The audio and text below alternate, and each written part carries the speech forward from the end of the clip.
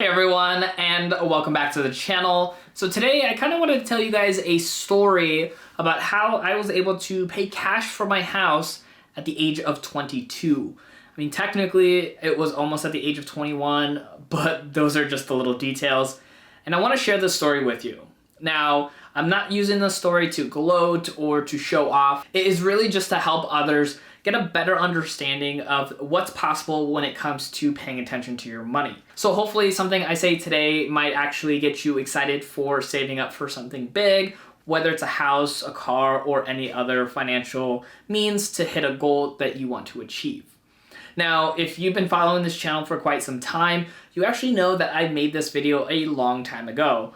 The audio in the video might not have been up to par, so I kind of wanted to bring this video back out, but of course with updated audio. So hopefully it sounds better than the first one. But overall, same message for you. I really want to get across the things that I did to reach this goal. So hopefully if you're trying to save up for a house or any other big financial means, that this video can go a long way for you.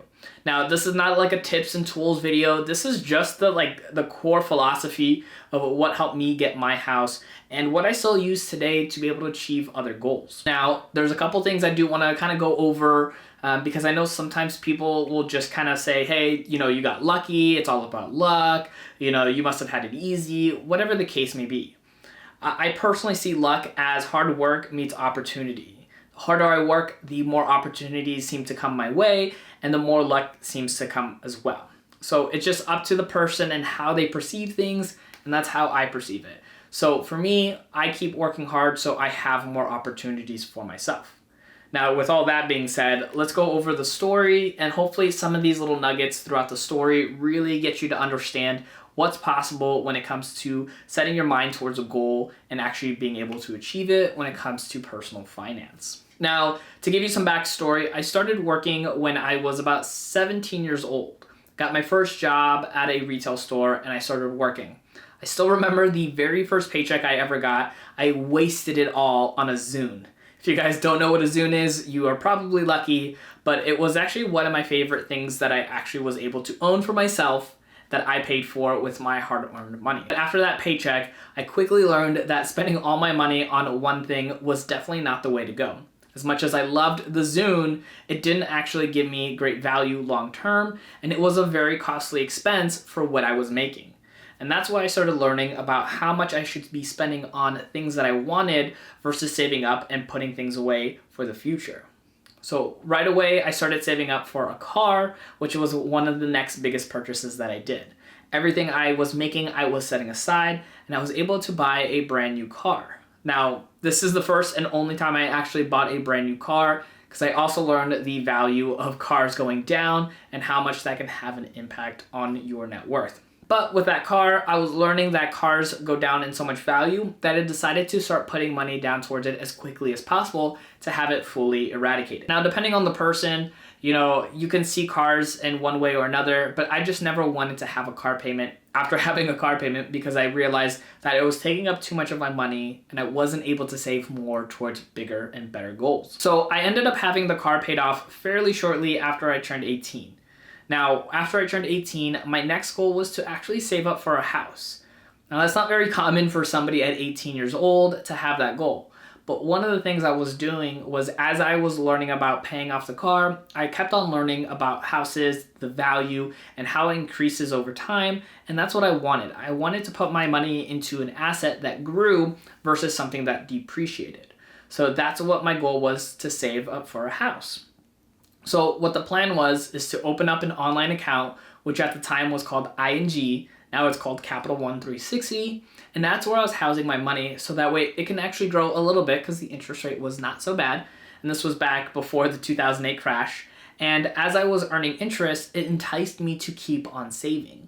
And so I kept putting more and more of my paychecks away. So that way I would have money for the future to be able to have a nice down payment for a house. Because again, that was the goal. I didn't really see it feasible for me in the short term to get a house by saving up all of it to pay it at once. If you could do that, fantastic, but it wasn't the initial goal. Now, of course, the 2008 and 2009 crash happened where everything was going down. I still held my job, which was fantastic, But of course, I needed to be even more cautious during that time since everything else kind of seemed to go crazy.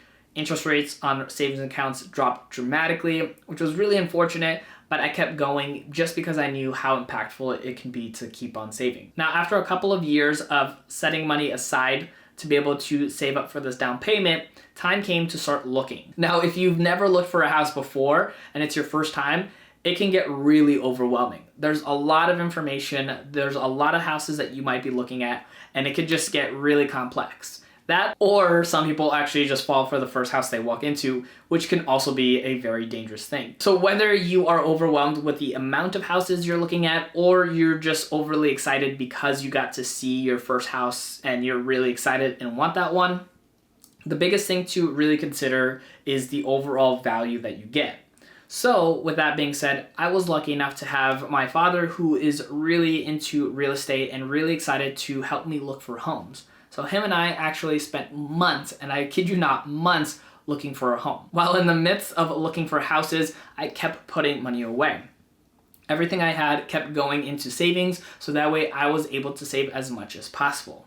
Now, when looking at houses, one of the most important things you got to be doing is to actually make sure that everything that you want in a house is available there, but then also too, that there's not a lot of extra expenses that will come with it.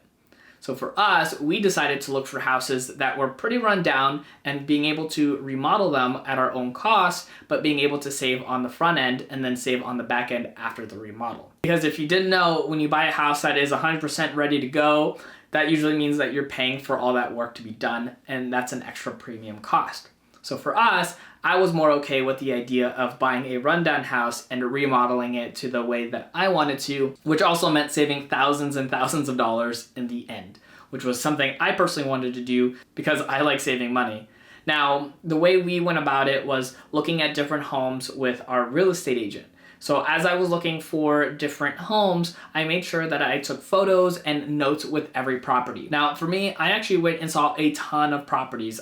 I mean, I'm talking 40, 50, probably plus on amount of houses that I got all the information for, went and looked at, broke down all the things we wanted to do, and just kind of get a really good idea. So that's a ton of houses, and that means that there was a lot of work to go into that. But at the end of the day, it was well worth it because we were able to find something in the whole grand scheme of all the houses. If you just look at 3 houses, 4 houses, or even 5, you're not going to get a good sample size of what's out there and what's available. And you're definitely not going to get a very good price on the house itself. And if you didn't know, the equity that you get in your home is usually bought at the purchasing price and not so much as the gain over time, especially if you don't keep a house for very long.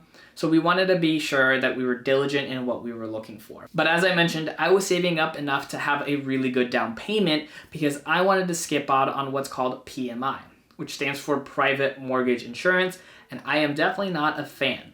So I was looking for around 20% of my deposit to be able to cover the cost of the house, so that way I can get a mortgage on the remaining 80%. Now, full disclosure here, when it comes to looking at houses, there were quite a few times where I was close to actually closing on a house. One of those houses actually, through the process of inspection, actually had the electrical box catch on fire. Now, this was actually a really good thing at the end of the day, even though it didn't feel like it because of, me wanting to go through the process and finally get through. Because at this point, we were looking for like 6 months or so, trying to find an actual house at a good value with enough room for improvement to be able to have equity in the house, but also have something that I wanted. But once that house fell through because of the electrical box and I was a first-time home buyer, yada yada, I ended up finding the house that I live in today.